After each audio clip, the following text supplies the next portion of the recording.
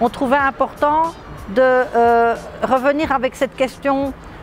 qui était posée dans le rapport durabilité-pauvreté. C'était dans quelle mesure les personnes en pauvreté sont vraiment intégrées ou consultées et partie prenante des politiques de durabilité.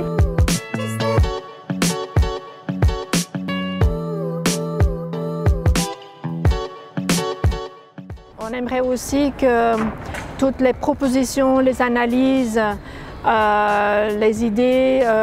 qui sont écrites dans ce rapport, rassemblées dans ce rapport, soient aussi plus connues dans le monde associatif et pas seulement pour le plaisir de connaître, mais aussi pour l'utiliser et de mettre en pratique quelque part déjà pendant ce forum ce dialogue, cet échange et de voir que ce n'est pas si simple, de se réaliser que cela demande vraiment des conditions, une vraie participation, mais que ça vaut le coup et que ça donne des échanges passionnants.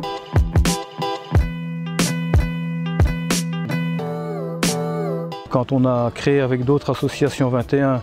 comme une plateforme qui devait réfléchir autour du développement durable, c'était effectivement pour que finalement la parole des plus pauvres puisse percoler dans tous les débats qu'il y aurait autour des notions de développement durable. Ce qu'on disait aux associations environnementalistes qui étaient là, c'était finalement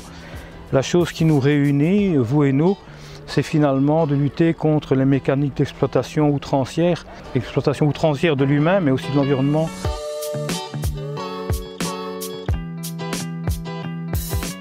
Je crois profondément que la lutte contre la pauvreté aujourd'hui et l'identification de mesures qui peuvent respecter cette double exigence de lutter contre la pauvreté et de respecter les limites planétaires